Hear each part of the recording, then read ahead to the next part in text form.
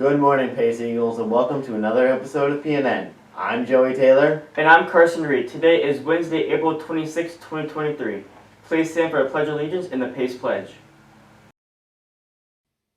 I pledge allegiance to the flag of the United States of America and to the republic for which it stands, one nation, under God, indivisible, with liberty and justice for all.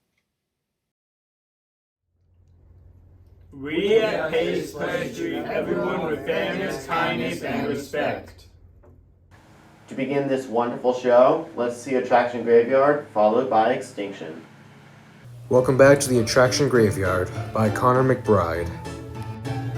Today we'll be taking a look at Backstage Magic in the Studio Backlot Tour. Its location was Hollywood Studios, in the streets of America.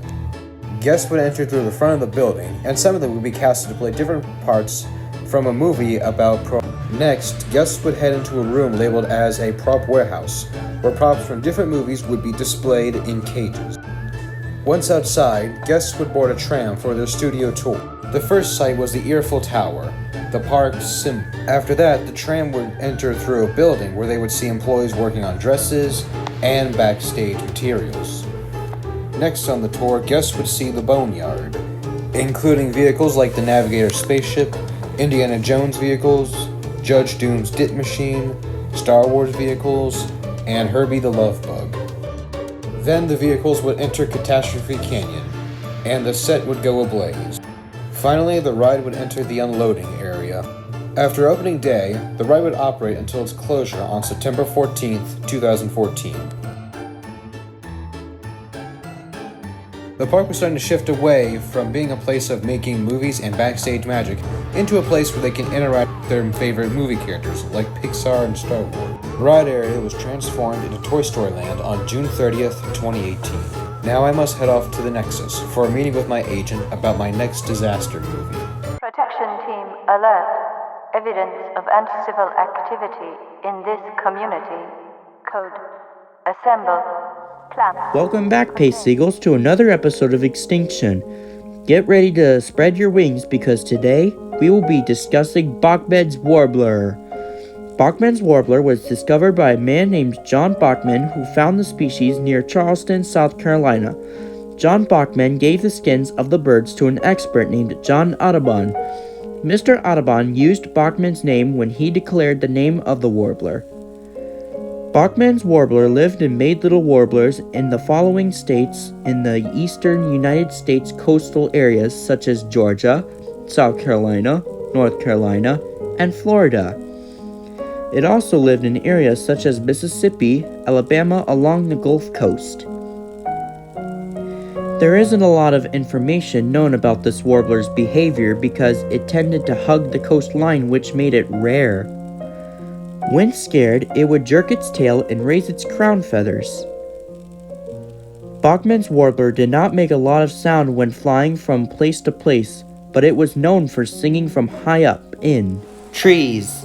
Usually in a warbler family, the female will sit on a nest with the eggs while the male hunts for food. Bachman's warbler was pretty regular seen in the areas that I mentioned throughout the 1800s until around 1910. This was the year that serious deforestation happened due to clear cutting of trees for lumber and other products began to occur. By the 1930s, the bird became rare in sighting, and in 1940, the very last sighting of Bachman's warbler was recorded and never was seen from that moment on. That is when people started to believe that Bachman's warbler is extinct.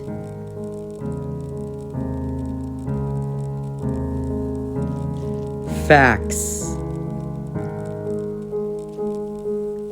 Bachman's warbler's main diet was insects and small arthropods like crayfish and tiny crabs. Bachman's warbler is considered likely extinct, but that doesn't mean it's for certain extinct. I sure hope it's not, don't you? That's all for today, Pace Eagles. See you next time. For our next two segments, we're going back in time with Dino Road, Followed by a throwback segment, The Price is Right.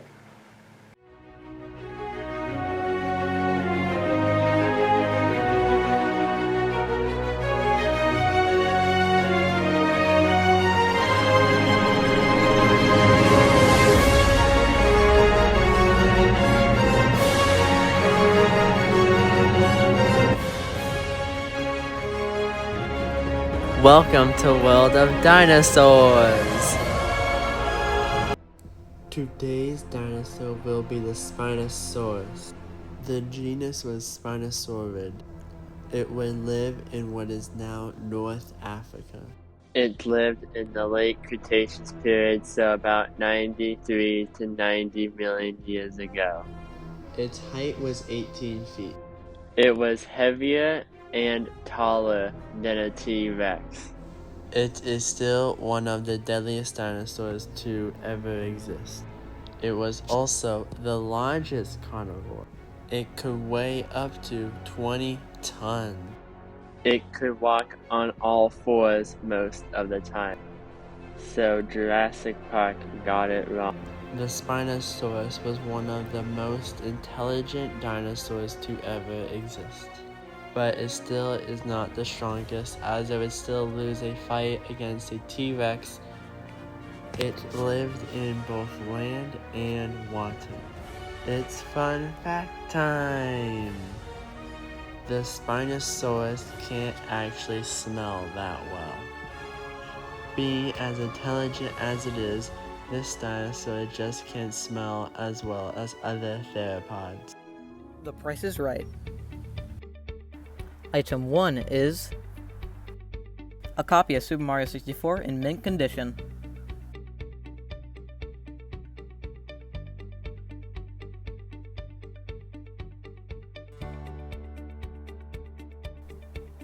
And the price is $1.5 million. Item 2 is Monopoly Redemption, the arcade game.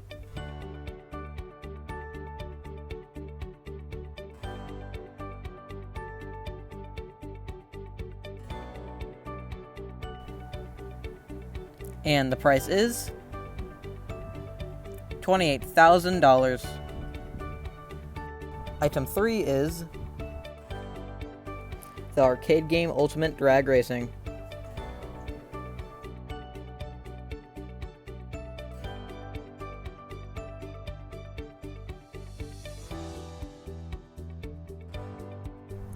And our final price is $18,000.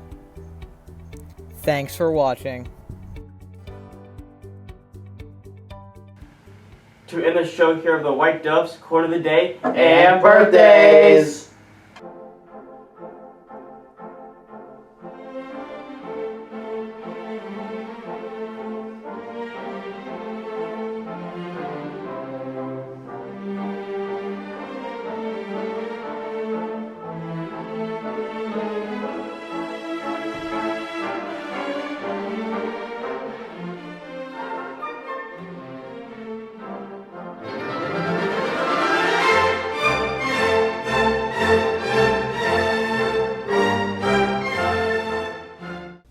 Quote of the day.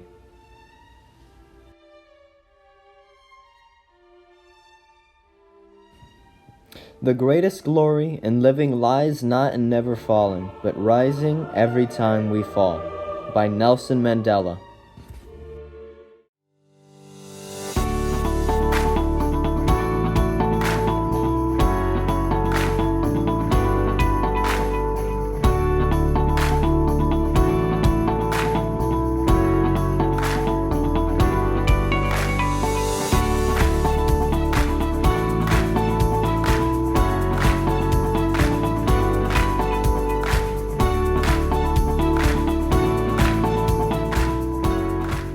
Have a terrific Thursday, Pace Eagles. See you later for another episode of PNN. Bye.